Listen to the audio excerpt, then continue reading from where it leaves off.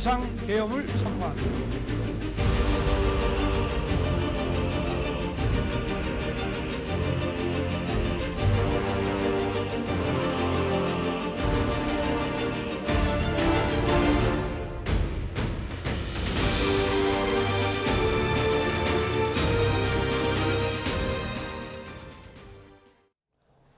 뉴스타트 2부로 이어갑니다. 지난 6월에 출범한 조은석 특별검사팀의 내란 외환 의혹 수사가 오늘 마무리됩니다. 특검은 수사 종료를 앞두고 군사 기밀 누설 등의 혐의를 적용해 김용현 전 국방부 장관을 추가로 재판에 넘겼습니다. 임예진 기자가 보도합니다.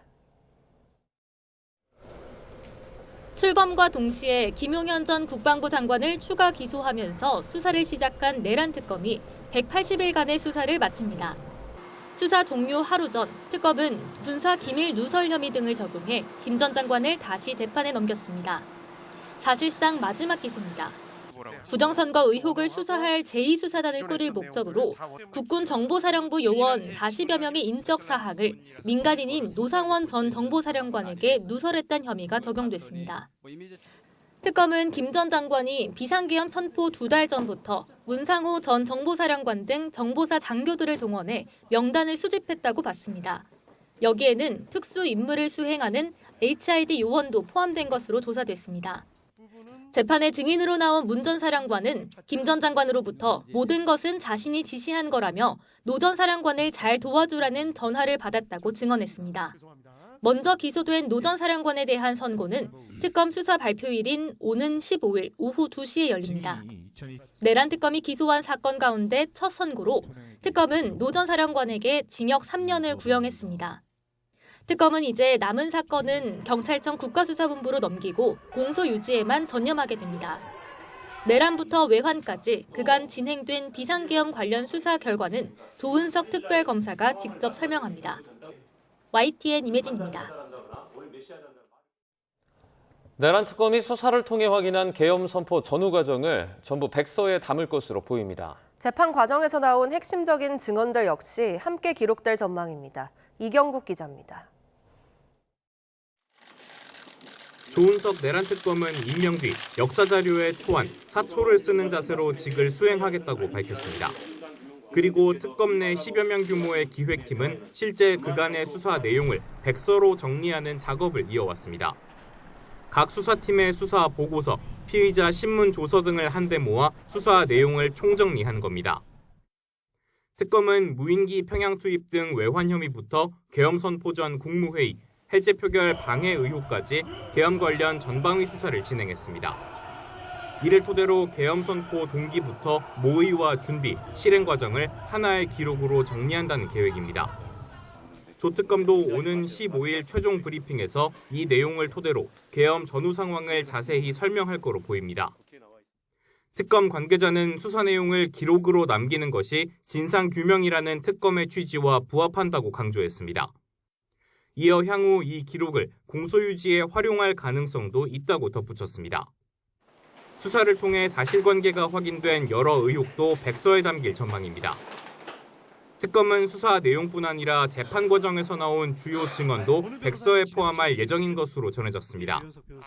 실제 윤석열 전 대통령 내란 재판에선 주요 증언들이 잇따라 나오고 있습니다. 한동훈이하고 일부 정치인들 일부 호명하시면서 당신 앞에 잡아오라 그랬습니다. 당신이 총으로 쏴서라도 죽이겠다고 했습니다. 그러면 실탄을 준비해라 이렇게 이야기가 되었다고 하는데 맞습니까? 예. 개인당 10발씩 가지고 가라 이렇게도 이야기하셨다는데 맞습니까? 예.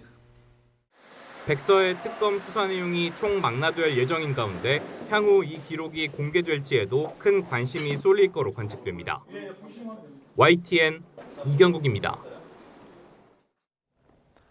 경찰이 통일교의 정치권 로비 의혹에 대한 수사에 속도를 내고 있습니다. 수사 자료 확보를 위해 피의자 압수수색 등 강제 수사가 임박했다는 관측이 나옵니다. 표정우 기자의 보도입니다. 지난 9일 김건희 특검으로부터 통일교 의혹 사건을 넘겨받은 경찰은 주말에도 수사를 이어갔습니다. 경찰 특별전담 수사팀은 사건 관련자들에 대한 조사 일정을 조율하는 데 집중하고 있는 걸로 파악됐습니다. 피의자 신분이 된 전재수 전 해양수산부 장관과 임종성 전 민주당 의원, 김규환 전 미래통합당 의원 등 3명에 대한 출국 금지 조치까지 완료한 만큼 조만간 이들에 대한 강제 수사를 나설 거란 관측이 나옵니다. 공소시효가 임박했을 수 있다는 점에서 수사가 빠르게 진행될 거란 예상입니다. 전재수 전 장관은 통일교에서 2018년쯤 금품을 수수했다는 의혹을 받고 있는데 뇌물죄일 경우 공소시효가 최대 15년이지만 정치자금법 위반 혐의만 적용된다면 공소시효는 7년으로 이미 지났거나 올해 말 만료될 수 있습니다. 경찰은 필요한 경우 앞서 구치소에서 접견한 윤영호 전 통일교 세계본부장에 대한 진술조사도 추가로 진행할 방침입니다. 다만 아직 윤 전 본부장에 대한 추가 접견은 이뤄지지 않은 걸로 확인됐습니다. 이런 가운데 특별전담 수사팀은 민중기 특검이 여야 정치인들에게 금품을 줬다는 윤 전 본부장의 진술을 확보하고도 조사하지 않았다는 의혹에 대해서도 수사하고 있습니다. 경찰은 특검 관계자들을 소환하고 회의 기록 등 관련 자료를 넘겨받는 등 수사를 이어갈 것으로 보입니다. YTN 표정우입니다. 보수 야권이 이르면 이번 주 통일교 특검법을 발의하겠다며 민주당을 향한 전방위 압박에 나섰습니다. 민주당은 내란 책임을 희석하려는 물타기라며 반격 기회를 노리고 있는데 2차 종합특검 카드를 놓고는 자칫 역풍이 불까 걱정하는 기류도 읽힙니다. 강민경 기자입니다. 국민의힘은 주말도 없이 통일교 의혹 대여 공세 총력전에 나섰습니다. 개별 정치인의 수사 차원에서 끝날 사안이 아니니 독립적인 특검을 즉각 수용하라며 민주당을 전방위적으로 압박했습니다. 과거 민주당이 외쳤던 말 그대로 특검을 거부하는 자가 범인이라는 원칙을 이제 스스로에게 적용하십시오. 통일교 특검법 발의를 목표로 제3지대 특검을 추진하는 개혁신당과 물밑 논의를 이어가고 있습니다. 금품 수수 의혹을 이재명 정권의 통일교 게이트로 키워 민주당의 내란 청산 프레임의 대항마로 삼으려는 의도가 읽힙니다. 민주당은 통일교 특검은 내란 사태 책임을 희석하려는 물타기라며 반격에 나섰습니다. 범여권 인사들이 금품을 받았다는 근거가 뚜렷하지 않은 상황에서 특검을 띄우자는 건 정치 공세에 불과하다는 겁니다. 이 사안의 판단은 오직 수사와 재판을 통해 이루어져야 하며 정치권이 앞서 결론을 내릴 일이 아닙니다. 공격을 차단하며 되받아칠 기회를 노리는 분위기지만 후속 전략은 고민입니다. 내란 청산 구도를 이어가겠다며 2차 종합특검을 강행하면 오히려 통일교 역풍을 맞을 수 있다는 당 안팎의 우려가 커진 겁니다. 3대 특검 결과를 정리하고 부족한 부분을 점검할 시간이 필요해 보인다는 속도 조절론이 확산하는 배경입니다. 다만 정청래 지도부는 내란 청산은 단숨에 해야 한다며 오는 28일 김건희 특검이 끝나면 곧바로 2차 종합특검을 추진하겠다는 입장을 재확인했습니다. 연초 법제화를 마친 뒤 특검의 수사를 맡기고 당은 민생에 집중하며 지방선거를 준비하겠다는 구상인데 의원들의 설득을 얻어낼 수 있을지는 아직 지켜봐야 할 대목입니다. YTN 강민경입니다. 주말에도 더불어민주당의 법안 상정에 국민의힘이 무제한 토론으로 맞서고 여권이 다시 강제 종료에 나서는 모습이 재현됐습니다. 경찰관 직무집행법 처리를 끝으로 임시국회 첫 본회의는 막을 내리게 되지만 여권이 연말 쟁점 법안 처리를 벼르고 있어 대치 전국은 이어질 것으로 보입니다. 김철희 기자가 보도합니다. 지난 11일 시작된 무제한 토론 필리버스터는 사흘째인 주말에도 이어졌습니다. 형사소송법 개정안에 이어 은행법 개정안에 대해서도 국민의힘은 밤을 꼬박 세워가며 반대 토론을 이어갔습니다. 타협은 제약시되고 있습니다. 오로지 수의 힘을 앞세운 일방적인 입법 독주. 토론 시작 24시간에 맞춰 하나 둘씩 본회의장에 모여든 법여권 의원들은 그러나 183명 만장일치로 필리버스터를 중단시켰고 곧이어 법안 역시 일사천리 통과됐습니다.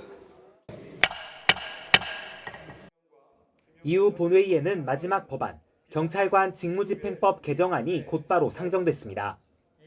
대북전단 등을 살포할 경우 경찰관이 이를 직접 제재하거나 해산조처까지 내릴 수 있도록 하는 내용이 핵심인데 국민의힘은 해당 법안을 대북전단 살포 금지법으로 규정하며 또다시 무제한 토론에 돌입했습니다. 김여정 하명의 종결법으로 김정은이 싫어하는 대북전단 살포를 원칙적으로 금지하고 있습니다. 필리버스터가 재개된 직후 민주당 역시 기다렸다는 듯 곧바로 종결 동의를 제출했습니다. 이에 따라 일요일 오후쯤엔 필리버스터가 끝나고 경찰관 직무집행법 개정안 역시 국회 문턱을 넘을 전망입니다. 3박 4일 동안 이어진 필리버스터 전국은 끝나지만 여권이 연내 내란전담 재판부 설치법 등 쟁점 법안을 처리한다는 계획이라 휴전은 일시적일 전망입니다. YTN 김철입니다. 외교와 안보 등 보안 사안을 제외한 모든 부처의 업무 보고를 사상 처음으로 전부 공개한 이재명 대통령이 연일 공직자들을 상대로 송곳 질문을 이어가고 있습니다. 제대로 답변을 못한 기관장들에겐 공개 질책이 뒤따르고 있는데 공직 기강을 다잡아 속도감 있게 국정 성과를 내겠다는 의도가 담긴 것으로 보입니다. 강진원 기자입니다. 역대 정부에서 보통 새해 초에 진행되던 일정이 12월로 앞당겨진 이재명 정부의 첫 부처별 업무 보고. 이 대통령은 마약 유입을 통관 단계에서부터 차단하기 위해 특송과 국제우편을 제대로 들여다보고 있는지 따져 물었습니다. 특송 우편? 우편에는 별도 인력을 투입해가지고 추가 검색을 하는 걸 지금 하고 있어요? 예, 우편 그렇습니다. 집중국에 예. 인력 파견하라고 했는데. 우체국 한 군데에서만 이중 검사가 이루어지고 있다는 답변과 함께 인력난이 거론되자 이 대통령은 그건 핑계에 불과하다는 취지의 일침을 놨습니다. 인력적인 부분들의 한계 이런 부분들이 제일 또 중요하지 않나 이런 생각이 들고. 인력이 없어서 필요한 일을 못한다는 건 말이 안 됩니다. 우리가 뭐 돈이 부족한 것도 아니고. 전임 정부에서 임명된 야당 3선 국회의원 출신의 인천국제공항공사 사장도 세부 내용에 대한 송곳 질문을 피해가진 못했습니다. 외화 불법 반출과 이집트 공항 개발 등을 묻는 말에 만족스러운 답이 안 나오자 이 대통령은 강한 질타를 쏟아냈습니다. 수만 달러를 가지고 나간다. 그런데 뭐 책갈피에다 끼고 나가면 안 걸린다. 그런 주장이 있던데. 그 실제로 그래요? 저희가 보안 검색하는 것은 유해 물질을 주로 검색을 하고 있습니다. 칼이라든지 뭐 자꾸 옆으로 새지 말고. 그 제가 물어본 거 얘기해 보세요. 그 외환 불법 반출을 제대로 검색하느냐 그 말이에요. 그 참 말이 기십니다. 가능하냐 안 하냐 묻는데. 생중계된 업무 보고에서 이 대통령이 공직자들을 질책하는 건 공직 기강을 확실히 다잡아 국정 성과를 내겠다는 의지와 무관치 않다는 해석입니다. 취임 6개월을 넘긴 상황에서 주요 정책을 더욱 속도감 있게 추진해 국민이 체감할 수 있게 하려 한다는 겁니다. 야당을 비롯한 일각에선 이 대통령이 공직자들에게 공개적으로 망신을 주고 있다며 진행 방식 등을 문제 삼고 있습니다. 이재명 대통령이 국정을 점검하고 내년 계획을 논의해야 할 부처 업무 보고를 갈라치기와 권력 가시의 정치 무대로 만들고 있습니다. 대통령실은 그러나 업무보고 생중계를 통해 정부의 국정 철학을 국민과 공유하고 정책 이행 과정의 투명성을 높일 수 있을 거로 기대하는 분위기입니다. YTN 강진원입니다. 더불어민주당은 이재명 대통령의 부처 업무 보고를 비판한 국민의힘을 향해 흠집 내기에 집중하지 말고 책임 있는 국회 업무부터 나서라고 대받아쳤습니다. 박창진 선임 부대변인은 논평에서 이 대통령은 밀실에서 정리되는 내부 보고가 아니라 국민 앞에서 검증을 받고 평가받아야 한다는 원칙을 행동으로 보여줬다며 이같이 말했습니다. 이학재 인천국제공항공사 사장이 대통령에게 공개 질타를 받은 것과 관련해서는 외화 불법 반출 가능 여부라는 명확한 사실관계를 질의했음에도 끝내 핵심을 짚지 못한 채 동문서답을 반복했으니 당연한 결과라고 평가했습니다. 북한이 지뢰 제거 등의 임무를 위해 러시아 쿠르스크에 파병됐다 귀환한 공병 부대에 대한 대규모 환영식을 열었습니다.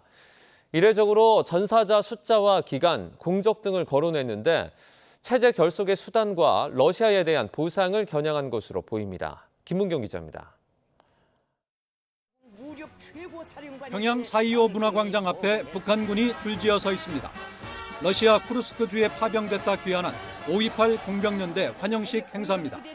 5.28은 지난 5월 28일 파병부대가 처음 조직된 날을 지칭한 것으로 8월 초에 출병해 최근까지 지뢰 제거 등의 임무를 수행한 것으로 보입니다.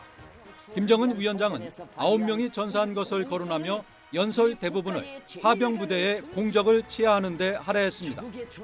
528 공병연대 지휘관 전투원들의 공헌은 강대한 우리 군대의 명성과 더불어 길이 전해질 것이라고 말씀하셨습니다. 전사자의 공화국 영웅 칭호를 부여하고 직접 훈장을 달아주며 유가족을 위로하거나 부상자를 껴안기도 했습니다. 파병과 전사자 발생에 따른 민심 이반을 막고 체제를 결속하려는 의도로 보입니다. 김 위원장은 이례적으로 파병 사실과 기간, 전사자 규모를 구체적으로 거론했는데 러시아에 대해 보상을 우회적으로 요구한 것으로 읽힙니다. 여기엔 노동당 전원회의 참석자들도 함께했는데 북한은 이번 전원회의에서 별다른 대남 대미 메시지를 제시하지 않았습니다. 이에 따라 우리의 신뢰 구축 제안 등을 무시하며 지난 2023년 말 전원회의에서 채택한 남북 적대적 두 국가론을 계속 이어갈 것으로 관측됩니다. YTN 김문경입니다. 눈구름대가 동쪽으로 빠지면서 내륙 대부분 지역의 눈은 그쳤습니다. 현재 대설주의보는 제주도 산간 지역에만 발효 중입니다. 기상청은 눈의 강도는 약해졌지만 서해에서 다시 눈구름이 발달해 유입되고 있어 호남과 제주에는 눈비가 이어질 가능성이 있다며 상황을 예의주시하고 있다고 밝혔습니다. 오늘까지 충남과 호남 서해안, 제주 산간에는 1에서 5cm 안팎의 눈이 더 내릴 것으로 보입니다. 강원도 지역에는 최고 15cm의 많은 눈이 예고돼 우려했던 산불 걱정은 당분간 덜게 됐습니다. 하지만 도로 살얼음과 무거운 눈에 의한 시설물 피해는 주의해야 할 것으로 보입니다. 김진두 기자입니다. 비가 눈으로 바뀌더니 어느 순간 한방눈으로 쏟아집니다.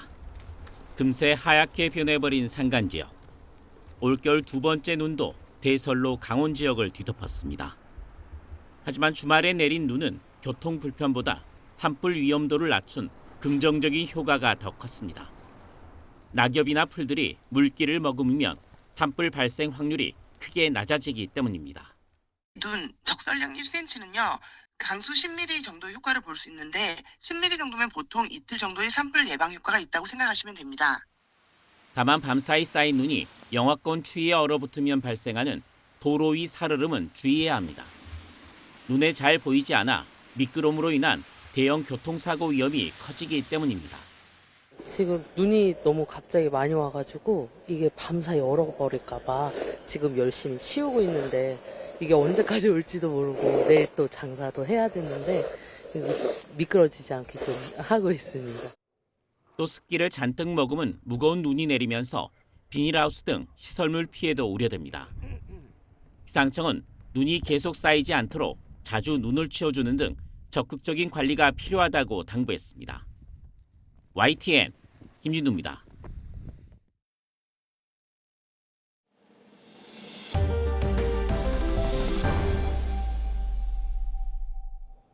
쿠팡의 대규모 개인정보 유출 사태를 수사하는 경찰이 닷새째 쿠팡 본사에 대한 압수수색을 이어갔습니다. 확보할 디지털 자료의 양이 많기 때문인데 경찰은 압수수색을 마치고 자료를 분석하는 대로 쿠팡 관계자들을 잇따라 불러 조사할 방침입니다. 윤태인 기자의 보도입니다. 쿠팡에서 3,370만 명의 개인정보가 대규모로 유출된 것과 관련해 경찰 수사도 계속되고 있습니다. 경찰은 지난 9일부터 서울 송파구 쿠팡 본사에 대해 매일 10시간가량 고강도 압수수색을 진행하고 있습니다. 어떤 내용들 추가로 압수할 예정입니까? 주말까지 닷새째 이어졌는데 쿠팡이 보유한 디지털 자료가 방대해 자료 확보에 시간이 걸리는 것으로 보입니다. 경찰은 압수수색을 통해서 개인정보가 유출된 경위 등을 파악한다는 계획입니다.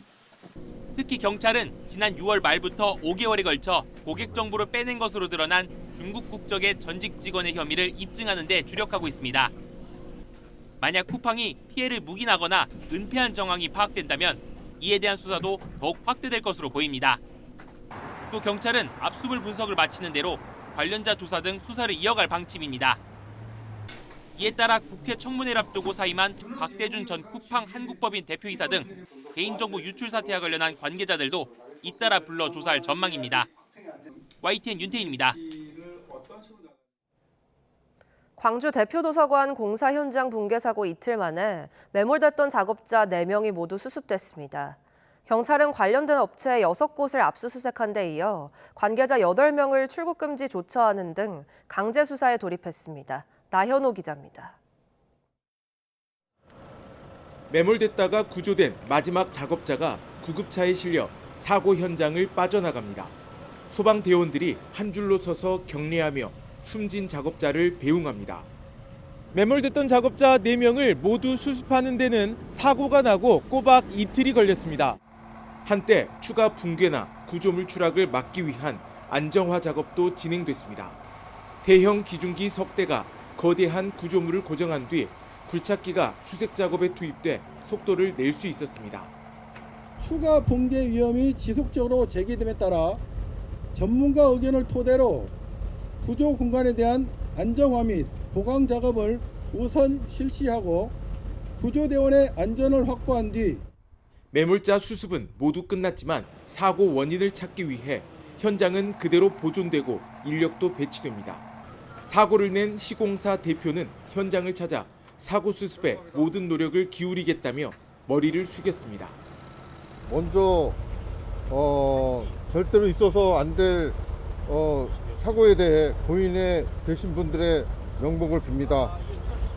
또한 유가족들의 슬픔에 깊은 위로를 드리는 바입니다. 수색 작업이 끝나기가 무섭게 경찰 강제 수사도 시작됐습니다. 5명을 조사하고 8명을 출국 금지한 경찰은 6개 업체 8곳을 동시다발로 압수수색했고 주요 관계자들의 휴대전화를 확보했습니다.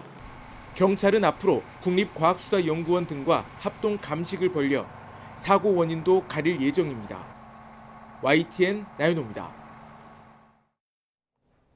롯데백화점 식당가에 식사하러 온 노동조합원들에게 보안요원이 노조조끼를 벗으라고 요구해 논란이 일었습니다. 당시 상황을 찍은 영상이 SNS에 퍼지고 시민단체가 노동 혐오라며 반발하자 백화점 측은 뒤늦게 대표 명의로 공식 사과했습니다. 이수빈 기자의 보도입니다. 롯데백화점 지하 식당에서 손님들과 보안요원이 승강이를 벌입니다. 지난 10일 쿠팡 규탄 집회에 참석했던 금속노조 조합원들이 점심 식사를 하러 왔다가 벌어진 일입니다.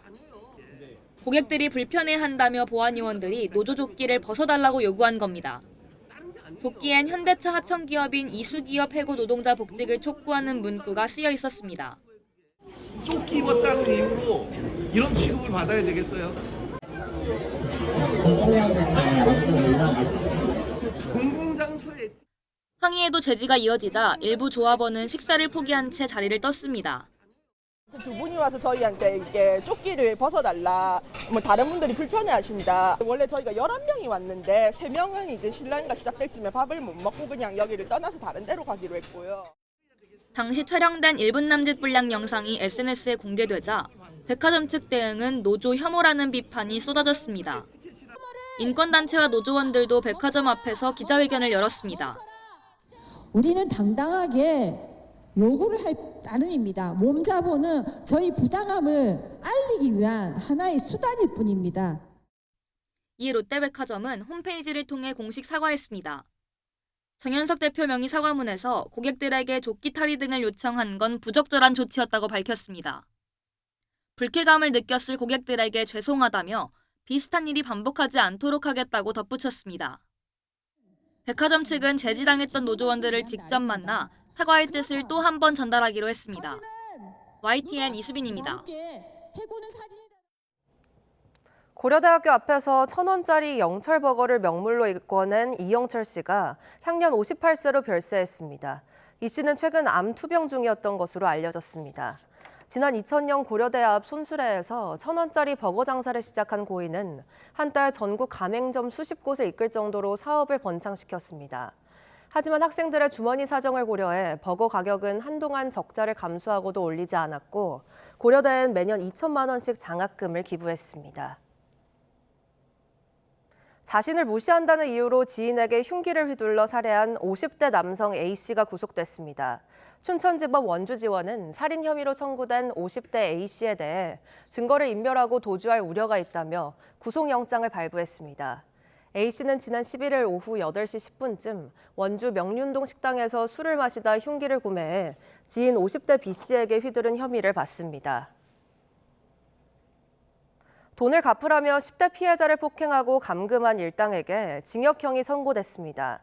청주지방법원은 감금과 채권추심법 위반 등의 혐의로 기소된 21살 A씨 등 2명에게 각각 징역 1년 6개월에 집행유예 3년을 선고했습니다. 재판부는 채권 추심 과정에서 폭행과 감금이 이뤄져 죄질이 좋지 않지만 피해자와 합의한 점 등을 고려했다고 밝혔습니다. 눈과 비로 도로 상황이 좋지 않은 가운데 교통사고가 잇따랐습니다. 고속도로를 달리던 승용차가 제설 차량을 들이받아 불이 나고 음주운전 차량이 인도로 돌진하는 위험천만한 일이 벌어졌습니다. 신기회 기자입니다. 승용차 한 대가 인도 위에서 완전히 뒤집힌 채 부서졌습니다. 왕복 8차로 대로를 달리다 난데없이 인도로 돌진해 연석과 크게 부딪힌 겁니다. 20대 남성 운전자는 혈중 알코올 농도 면허 정지 수준의 만취 상태에서 차를 몰았습니다. 다행히 다친 사람은 없었지만 하마터면 큰 인명피해로 이어질 뻔했습니다. 고속도로 제설 차량을 들이받은 승용차에서 불길이 피어오릅니다. 터널을 빠져나온 뒤 1차로에서 작업하던 차량을 미처 피하지 못한 겁니다. 운전자는 즉시 대피해 불길은 피했지만 골반 통증을 호소하며 병원으로 옮겨졌습니다. 제설차는 후미의 일부 소실이고 뒤에 차량은 전소로. 전북 정읍에선 빗길에 미끄러진 시외버스가 가드레일을 뚫고 5m 아래 농로로 추락했습니다. 이 사고로 60대 승객 1명이 다리를 심하게 다치는 등 4명이 중경상을 입었습니다. YTN 신기입니다. 최근 김용범 대통령실 정책실장이 토지거래 허가제가 임시조치라고 밝히면서 정부가 토호제 해제를 검토할 것이란 전망이 나오고 있습니다. 국토교통부는 선을 긋고 있지만 아파트값이 하락한 지역 등을 중심으로 이 토호제가 해제될 가능성이 제기됩니다. 최두희 기자입니다. 서울 전역과 경기도 12개 지역을 토지거래 허가구역 등으로 지정한 11호 부동산 대책. 토호제로 묶이면서 2년 실거주 의무가 부과되자 거래 절벽이 현실화하며 서울 아파트값 상승폭은 축소와 확대를 반복하고 있습니다. 이런 가운데 대통령실에서 토호제 해제를 위한 굶줄대기에 나섰습니다. 김용범 대통령 정책실장은 지난 1일 언론 인터뷰에서 11호 대책을 임시조치라고 거론하며 토호제를 길게 끌고 가지 않겠다고 말해 해제 가능성을 시사했습니다. 앞서 지난달에는 오세훈 서울시장이 토호제 해제를 고려해볼 만한 시점이 됐다고 언급했습니다. 집값이 일단 좀 통계상 좀 잡힌 걸로 나오지 않습니까? 단기적이지만 그렇다면 지금은 한번 고려해볼 만한 시점이 됐다고 생각하는 겁니다. 하지만 이에 대해 부동산 대책 주무부처인 국토부는 시기상조라는 분위기입니다. 지난 1일 김윤덕 국토부 장관과 오세훈 서울시장이 비공개로 만나 토호제 논의를 한 게 아니냐는 관측에 대해서도 논의한 바 없다며 선을 그었습니다. 전문가들은 정부가 당장은 아니더라도 토호제를 재검토할 것으로 내다보고 있습니다. 처음부터 좀 무리하게 지정된 경우가 있고 그에 따른 또 부작용이 부각돼서 전체적인 시장이 오히려 불안해지는 이런 경우가 생기기 때문에 적절한 시점에 재검토해서 해제하는 것은 일정 부분 필요하다고. 정부가 통계 자료를 근거로 요건을 검토해 명분 쌓기에 나선 뒤 아파트값 하락세가 뚜렷한 지역 위주로 토호제를 해제하면서 전반적으로 재조정할 가능성도 거론됩니다. 올 들어 집값이 떨어지거나 추격 수요가 없는 곳은 해제를 하고 급등한 지역은 새로 지정하는 방법을 통해서 전반적으로 좀 재조정이 필요한 것 같습니다. 이달로 예정된 정부의 추가 공급 대책 발표 이후 해제 논의가 본격화할 것으로 관측되는 가운데 내년 6월 지방선거를 앞두고 부동산 규제에 반발하는 민심을 의식한 정치적 판단이 작용할 가능성도 점쳐집니다. YTN 최두입니다. 국내 주유소 휘발유와 경유 주간 평균 가격이 7주 만에 하락 전환했습니다. 한국석유공사 유가정보시스템 오피넷에 따르면 12월 둘째 주 전국 주유소 휘발유 평균 판매가는 지난주보다 리터당 0.7원이 내린 1,746원이었습니다.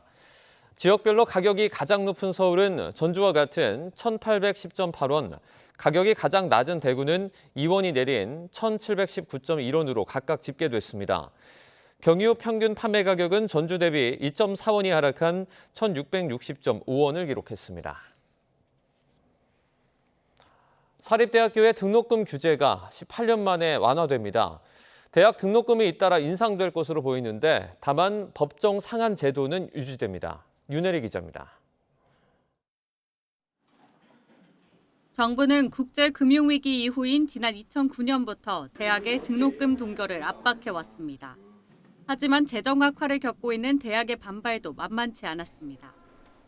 이에 따라 2012년부터는 등록금을 동결하거나 인하한 대학에 국가장학금 이유형을 지급해왔습니다.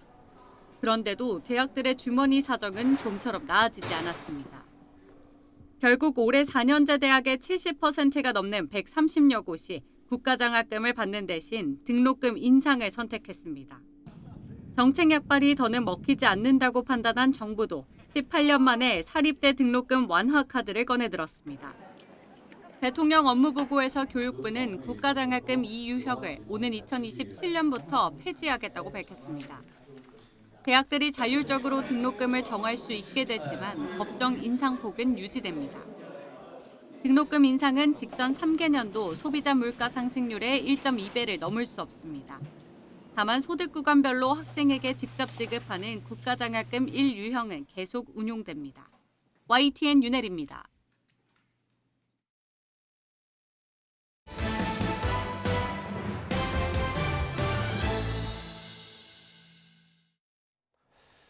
트럼프 미국 대통령이 엔비디아의 최첨단 AI 반도체 H255의 중국 수출을 허용한다고 밝혔습니다. 중국 수출을 고대해온 엔비디아 측은 이 즉각 환영의 뜻을 밝혔지만 미국 정치권의 반발이 만만치 않습니다. 박영진 기자입니다. 트럼프 대통령은 엔비디아 칩 H200의 중국 수출을 허용한다며 이 사실을 시진핑 주석에게도 통보했다고 밝혔습니다. 다만 H200 판매액의 25%는 미국 정부에 내놓은 조건이라면서 이는 미국 제조업 강화에 도움이 될 거라고 설명했습니다. H200은 엔비디아 칩의 주종인 블랙웰보다는 못하지만 기존에 수출이 승인됐던 H20에 비하면 성능이 압도적입니다. 미국은 지난 2022년부터 최첨단 AI 칩의 중국 수출을 규제해왔고 트럼프 대통령의 발표가 있기 불과 며칠 전 미국 의회는 H200을 포함한 첨단 반도체 중국 수출 승인을 30개월간 차단하는 법안을 발의했습니다. 하지만 젠슨 황 엔비디아 CEO는 이런 수출 제한이 중국의 AI 자립을 촉진해 미국의 AI 주도권 약화를 초래할 거라고 주장해왔습니다. Once they build that entire complete stack, they'll export it as quickly as you could imagine. And this is the world what we will find someday if we don't activate. We'll be buyers, not sellers. That's right. 트럼프 대통령의 전격적인 중국 수출 허용 결정엔 트럼프 코드 맞추기에 공을 들이고 있는 젠슨 황의 설득이 통했다는 분석입니다. Have you kind of given a sense of where you are with export controls and the types of chips that NVIDIA can give to China? Sure, he knows very well. He's done an amazing job. NVIDIA, very good. 여기에 내년 미중 정상회담을 앞두고 중국과의 관계 개선을 의식한 조치라는 해석도 나옵니다. 하지만 정치권의 반발이 만만치 않습니다. 여야 할 것 없이 H200 수출 허용이 중국의 군사기술 역량을 끌어올리는 결과로 이어질 수 있다는 우려를 쏟아내고 있습니다. 또 트럼프 대통령이 백악관 연회장 건설 자금을 마련하기 위해 이 같은 조치를 했다는 비판까지 나오고 있습니다. YTN 박영진입니다. 타이완 문제로 촉발된 중일 갈등이 미일 동맹을 흔들고 있습니다. 일본은 미국의 확고한 지지를 기대했지만 미국이 모호한 태도를 취하면서 동맹의 신뢰성이 시험대에 올랐습니다. 권영희 기자입니다. 다카이치 일본 총리의 타이완 유사시 개입 발언 이후 중국은 곧바로 군사적 압박과 경제 보복에 나섰습니다. 일본 정부는 가장 먼저 미국을 찾았습니다. 現下の国際情勢の下で、先般のトランプ大統領の訪日に続きまして、日米間の緊密な連携を確認できたと思います。 트럼프 대통령은 그러나 중국과의 통화 내용을 먼저 강조하며 일본의 기대와는 전혀 다른 메시지를 내놨습니다. I also had a very good talk with President Xi of China, and I think that part of the world is doing fine. 미국이 타이완 문제와 중일 갈등을 중국과의 경제 협상 아래에 두고 있다는 분석입니다. 일본에 대한 과도한 지지가 중국을 자극해 군사 도발로 이어질 경우 떠안아야 할 막대한 부담도 미국이 전략적 모호성을 유지하게 합니다. 중국도 이런 상황을 잘 알고 있습니다. 交往，据我了解，此次通话是美方发起的，通话的氛围是积极的、友好的、建设性的。 이번 사태는 미일 동맹이 가진 구조적 약점을 적나라하게 드러냈습니다.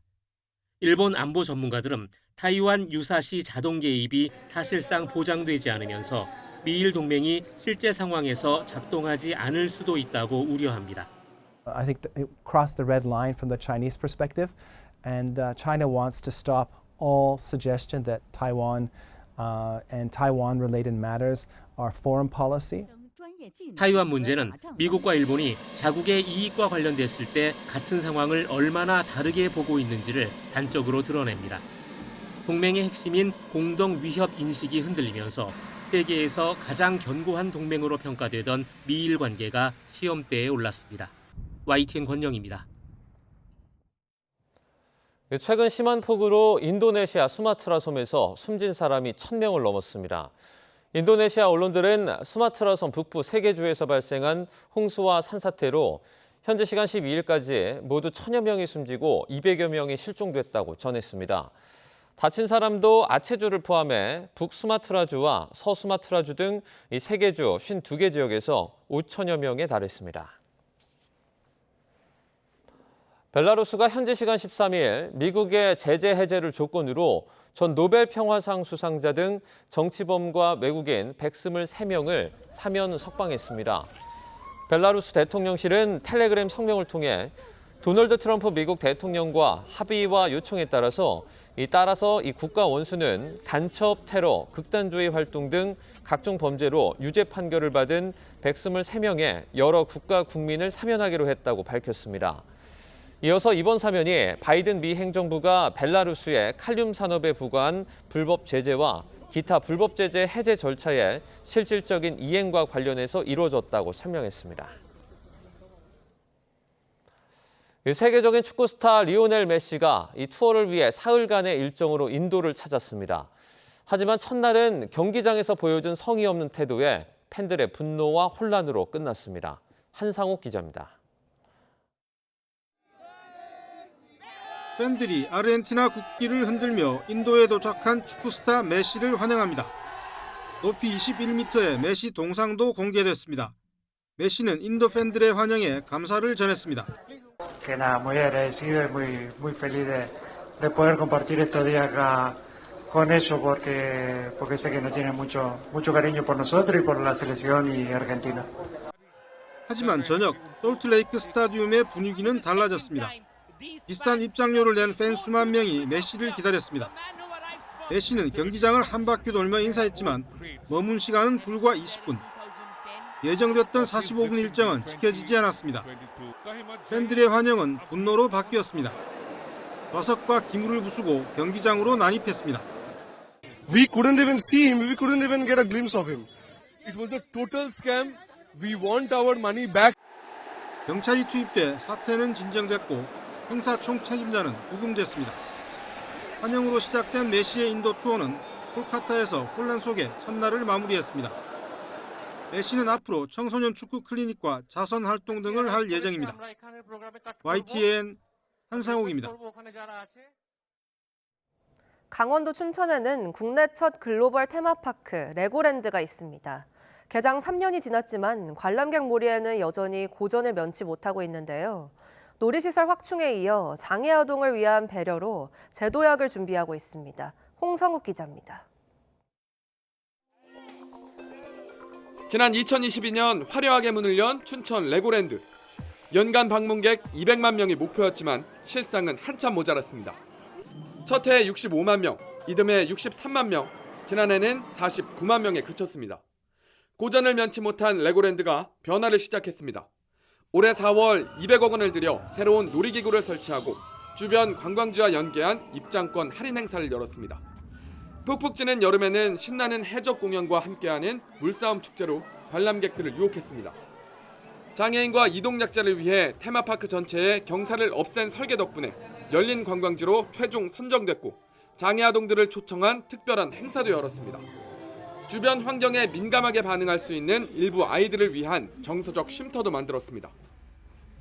몇 년 전에 아이들이 지금보다 어릴 때 굉장히 많이 싸울 일들이 안에서 있었는데 어디 피할 데가 없어서 어려웠거든요. 레고랜드에 오면 제일 아쉬운 게 어디 피해 있을 공간이 없다는 거였는데 너무 좋았어요. 오늘. 감사한 마음이 들었습니다. 테마파크 곳곳을 자상하게 설명해주는 장난감 AI 가이드도 만들어 더 쉽게 레고랜드를 즐길 수 있게 신경 썼습니다. 단계적으로 점점 개선해 나갈 수 있는 부분들이나 아니면 조금 더 서비스를 확충해 나갈 수 있는 부분에 집중해서 모두를 위한, 모두가 놀 수 있는 테마파크가 될 수 있도록 계속 노력해 나갈 예정입니다. 놀이시설과 공연을 확충하고 장애 아동들을 위해 문턱을 없애는 등 관람객 증가를 위해 안간힘을 쓰고 있는 겁니다. 춘천 레고랜드가 그간의 부진을 털어내고 지역을 대표하는 관광 명소로 자리매김할 수 있을지 기대를 모으고 있습니다. YTN 홍사옥입니다.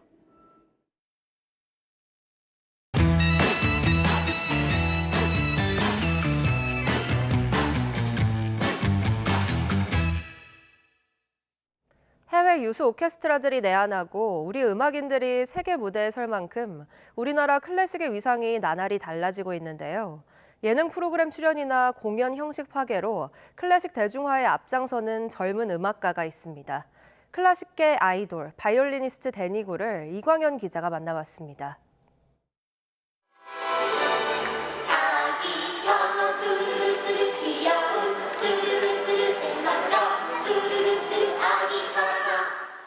지구촌 아이들이 열광하는 토종 애니메이션 핑크퐁 캐릭터와 함께 무대를 꾸민 지 벌써 8년이나 시간이 흘렀습니다.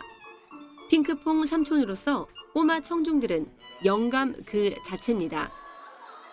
영감도 되고요. 굉장히 중심이 잡혀요. 그러니까 아이들 앞에서 연주할 때, 아이들이랑 함께 예를 들어서 뭐 소통을 하면서 뭘 만들 때, 내가 이래서 음악을 하고 있지. 이 클래식 음악에 대한 선입견이 아이가 크면서 생기잖아요. 클래식 음악은 나는 멀어, 좀 어려워. 근데 선입견이 생기기 전에 재밌게 어떻게 풀어나갈 수 있을까? 클래식 대중화에 누구보다 진심인 데니구. 올해 직접 기획하고 선곡까지 맡았던 마틴의 공연도 그런 차원이었고 새로운 도전이었습니다. 데니's 플레이리스트로 하게 됐는데요. 처음으로 그런 프로듀서, 호스트 역할이어서요. 그게 저한테는 새로운 도전이자 또 너무나 재밌었어요. 왜냐면 그때 세 공연들을 다 다르게 했었거든요. 그래서 하나는 뭐 영화, 시네마, 음악, 하나는 재즈, 하나는 또 전통 클래식. 공연장은 물론 TV 예능까지 특유의 발랄함 덕분에 클래식계의 아이돌로 불리지만 들을 때마다 얼굴이 붉어지는 것도 사실입니다. 클래식의 아이돌 굉장히 민망하죠. 굉장히 민망하고 근데 그 뜻이 그건 것 같아요. 어쨌든 우리가 전 세계를 보면 K-팝이 엄청 인기 그리고 사랑을 많이 받잖아요. 결론은 이제 아이돌, 한국에서 나오는 K-아이돌들이 많은 나이들 상관없이 많은 사랑을 받고 있다는 의미인데요. 저는 그런 식으로 받아들이려고 하는 것 같아요. 그러니까 뭔가 클래식 쪽에서도 좀 더 친근한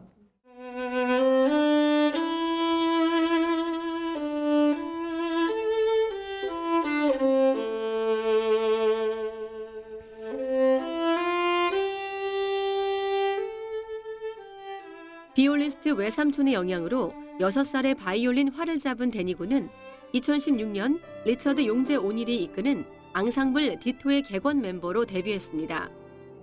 미국에서 나고 자라 교육을 받고 한국에서 활동하고 있는 만큼 두 나라 음악 교육의 장단점을 명확히 구분합니다.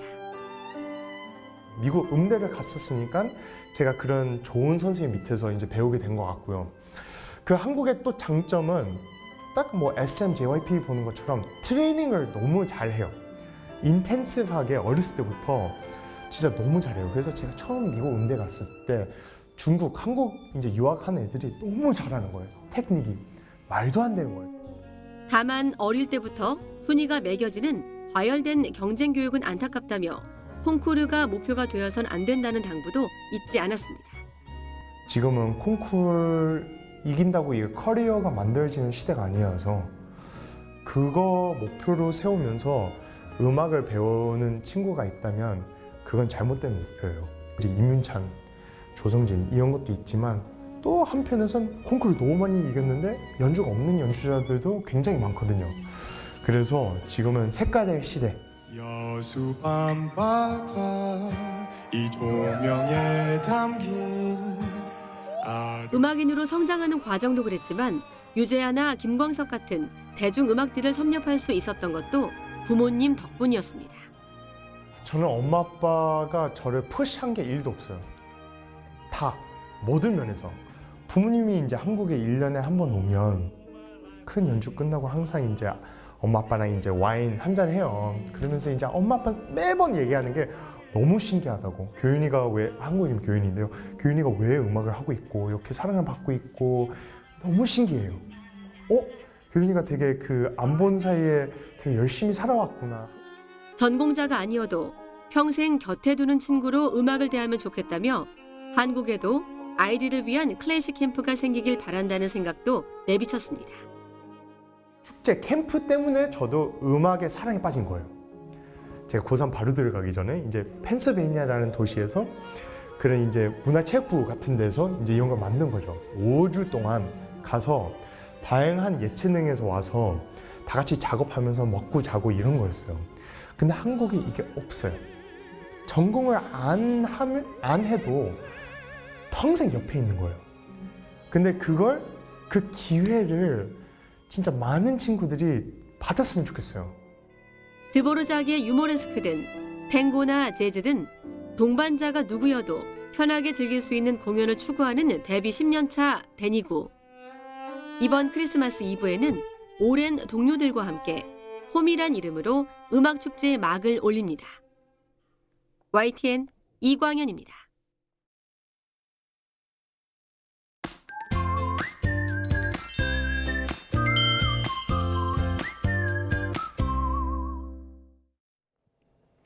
휴일인 오늘도 대체로 흐린 가운데 서쪽 지방에는 눈이나 비가 계속되겠습니다.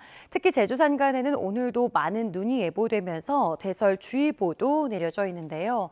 앞으로 제주 산간에는 최고 8cm, 충남과 전북 내륙에도 최고 3cm의 눈이 더 내려 쌓이겠습니다. 충남 지역은 오전에 대부분 눈이 그치겠지만 호남과 제주도는 밤까지 눈이 내렸다 그치기를 반복하겠습니다. 내린 비나 눈이 얼어붙어서 빙판을 이루는 곳이 많겠습니다. 미끄럼 사고에 신경 써주시기 바랍니다.